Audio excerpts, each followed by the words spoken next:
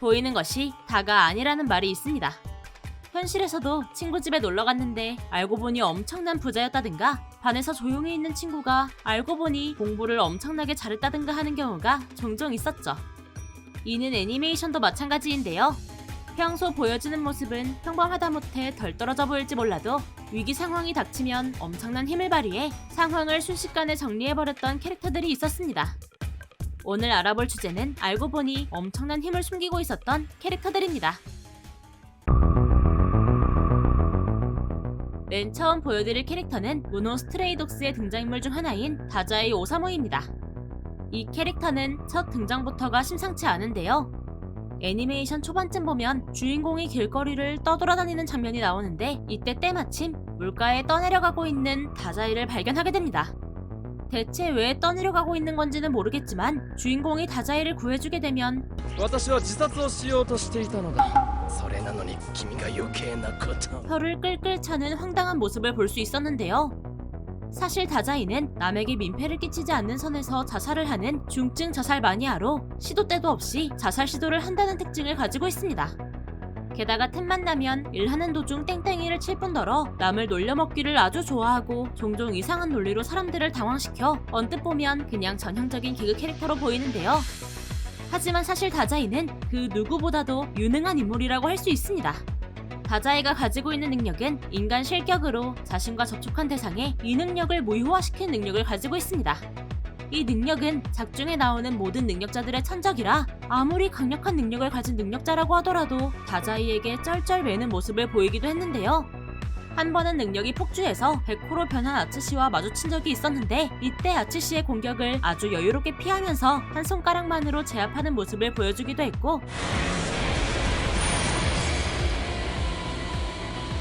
자신을 다치게 한 사람에게 저주를 걸어 사람을 미치게 하는 능력을 가진 유메노 큐사쿠와 싸울 때는 큐사쿠의 능력으로 인해 요코하마 시내 전체가 혼돈에 휩싸이자 다자이가 나타나 상황을 순식간에 정리시키기도 했습니다. 뿐만이 아니라 다자이는 천재적인 수준의 지능을 가지고 있어 앞으로 벌어질 거의 모든 일을 예측해 계획을 세울 수 있기도 하기 때문에 엄청난 활약을 펼치기도 했는데요. 단점이라면 싸움을 그렇게 잘하진 못해서 이 능력 싸움이 아닌 상황에서는 속수무책으로 당하기도 하며 치료 능력을 가지고 있는 사람의 능력도 무효화를 시켜버리기 때문에 큰 부상을 당해도 치료를 받지 못하는 등의 모습을 보이기도 했다고 합니다.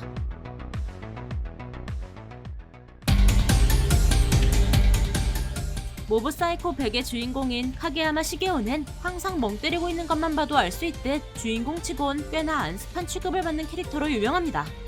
이 캐릭터는 학교에서 다른 학생들의 관심을 끌지 못해 늘 겉돌고 있는 데다가 주변인들에게 분위기 파악을 하지 못한다 라는 말을 자주 들을 만큼 눈치 없고 소심한 성격을 가지고 있어 항상 남에게 휘둘리는 모습을 자주 볼 수 있었는데요. 그래서인지 그의 별명도 비중 없는 인물이라는 뜻을 가진 모브라고 불리고 있다고 합니다. 하지만 시게오는 보이는 것과 달리 아주 특별하고 강력한 힘을 가지고 있는데요. 이 캐릭터는 작중 최강의 원치킨이라고 해도 과언이 아닐 정도로 미친 수준의 염동력을 가지고 있는데 일단 능력을 사용하면 적의 공격이나 초능력을 방어해주는 염동력 베리어와 아파트 몇 개 정도는 가뿐히 들 수 있는 염동력을 동시에 사용할 수 있으며 감정의 변화에 따라 능력이 더욱 강해져서 좀 세다 하는 적들도 한번 빡치면 꼼짝도 못하게 만드는 모습을 볼 수 있었습니다. 그러나 너무나도 강한 능력을 가지고 있기 때문인지 평소에는 스스로에게 제약을 걸어놓는다고 하며 위기 상황이 생기거나 정말 진짜 빡치게 할 만한 상황이 아니라면 능력을 잘 사용하지 않는 모습을 보여주었는데요. 보통은 이 한계치가 100%이고 이걸 넘어서게 되면 폭주 상태가 되는데 이때의 시게오는 그 누가 와도 절대 막지 못하는 존재가 된다고 합니다. 작중에서는 에쿠보의 도발에 빡친 시게오가 분노 수치 100%를 찍게 되자 자신들을 덮쳤던 사이비 신도들을 한 번에 날려버리기도 했으며 에쿠보가 레이저빔을 쏘고 아무리 공격을 해도 베리어에 전부 막혀버리는 미친 모습을 보여주면서 딱밤한 대로 에쿠보를 제압시키기도 했는데요. 이외에도 시게오의 동생인 리츠가 코야마에게 공격당했을 때는 저기의 감정 100%를 찍고 한순간에 코야마를 제압하기도 했습니다. 감정 수치 물음표 %를 찍었을 때는 주변을 쑥대밭으로 만들기도 했죠.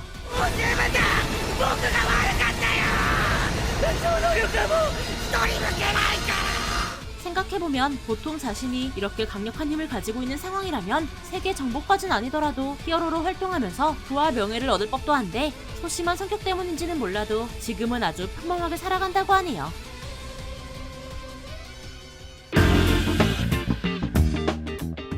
개구리 중사 캐로로는 외계 행성 캐론별에 살고 있는 캐로로가 자신의 소대를 이끌고 지구를 침략하려 왔다가 어떠한 사건으로 인해 작전이 취소된 후로 우준의 집에 눌러붙게 된다는 내용을 다루고 있습니다.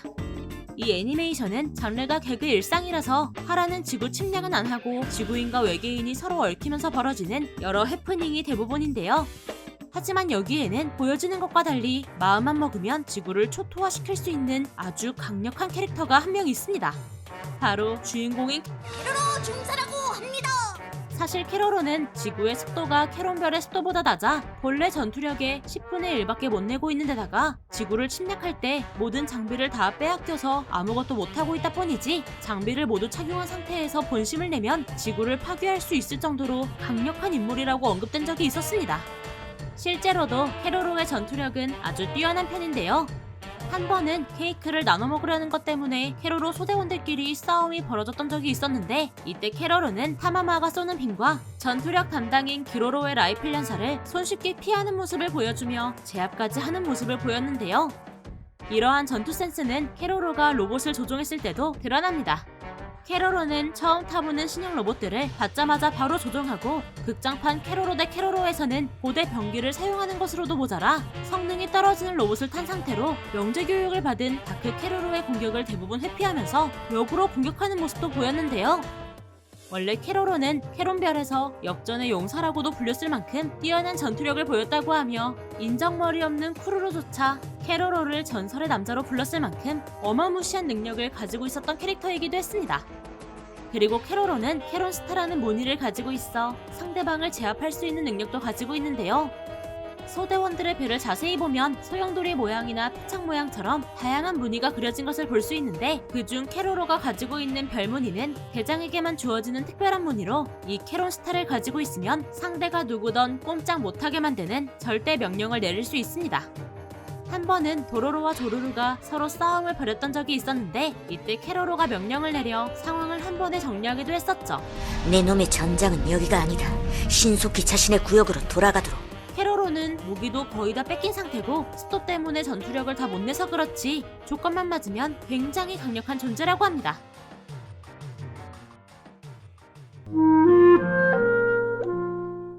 이번에 소개할 캐릭터는 나츠메 5인장의 야옹 선생입니다. 주인공 나츠메와 함께 생활하는 이 이상하게 생긴 고양이는 겉보기엔 그냥 좀 독특하게 생긴 애완용 고양이처럼 보일지도 모를 것 같은데요.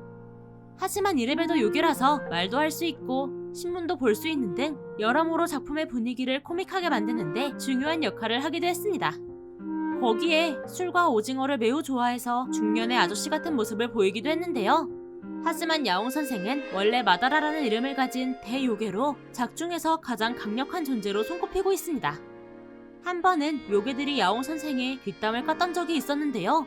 이때 안 그래도 나츠메에게 혼나있던 상태라 기분이 안 좋았는데 요괴들이 자신의 뒷담을 까고 있자 하늘에서 벼락을 떨어뜨려 요괴들을 번개구이로 만들어버리기도 했으며 요괴떼에게 나츠메가 죽을 위기에 처했을 때에는 본 모습으로 변해 외침만으로 요괴들을 물러나게 하거나 작품 내 최고의 요괴 퇴치사들이 야옹 선생을 봤을 때는 지금까지 봐왔던 요괴들과는 격이 다르다며 겁을 먹기도 했습니다.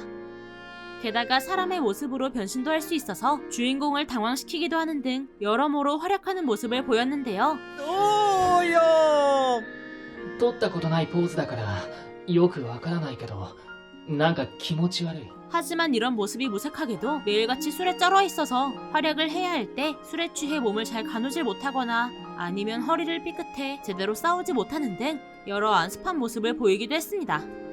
그래도 나츠메가 위험에 처하는 순간에는 어김없이 나타나 제대로 된 활약을 펼치기도 하기 때문에 팬들에게 의외로 많은 인기를 가지고 있다고 하네요.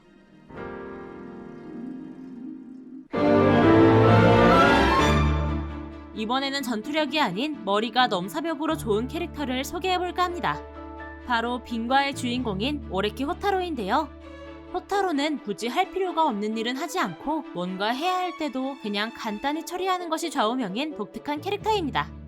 실제로도 이 좌우명에 따라 이동하는 동선을 미리 짜놓고 그에 맞춰 생활하며 학교에서도 무조건 해야 하는 일이 아니면 다른 활동은 아무것도 하지 않는 모습을 보이기도 했는데요. 그래서 친구도 거의 없고 존재감도 희미한 캐릭터였습니다. 심지어는 성적도 350명 중에 175등을 할 정도로 평범해서 누가 봐도 그냥 평범한 학생의 모습을 하고 있는데요. 하지만 알고 보면 엄청난 추리 실력을 가지고 있는 캐릭터로 작은 단서라도 있으면 그걸 물고 늘어져 크고 작은 사건들을 해결해버리는 넘사벽급의 추리 실력을 가지고 있습니다. 이 추리력은 앞서 말했다시피 에너지 효율 때문에 혼자선 절대 사용하진 않지만 딱 한 가지 예외가 있는데요. 바로 한 번 신경이 쓰이면 그걸 해결하지 않는 이상 밤에 잠이라도 못 자는 건가 싶은 메인 히로인 치탄다 에루가 주인공에게 사건을 해결해달라고 조를 때입니다. 물론 거의 강제적으로 추리하는 거나 다름없긴 하지만 여기서 보여지는 호타로의 추리 실력은 실로 대단한데요. 한 번은 에루가 자신이 고전부 동아리실에 들어오기 전에는 문이 안 잠겨 있었지만 호타로가 들어갔을 때는 문이 잠겨 있었던 사건에 대해 이게 대체 어떻게 된 거냐고 궁금해했던 적이 있었는데 仮に何かの間違いだというなら誰のどういう間違いでしょうか。ぜひオレキさんも考えてください。私気になります。 에루가 발밑에서 발그락 소리가 난다는 말을 하자마자 문이 잠긴 이유는 사실 밑에서 전등을 갈고 있던 수리공이 문을 잠그고 갔다는 것을 추리해 해결했던 적이 있었습니다. 이외에도 고전부 문집을 찾고 있었을 때는 자신들을 잠깐 경계했던 벽보 신문부 부장 토오가이토, 창문을 열고 선풍기를 틀은 부실 내부, 그리고 선생님과 같이 찾겠다고 말하자 허둥대는 벽보 신문부 부장을 보고 ここにはお前らの文集などないんだ。分かったら帰れ。 문집이 보관된 장소인 약품 금고의 위치와 그 안에는 부장이 몰래 피우고 있던 담배와 라이터가 있다는 사실을 바로 추리해내기도 했었는데요.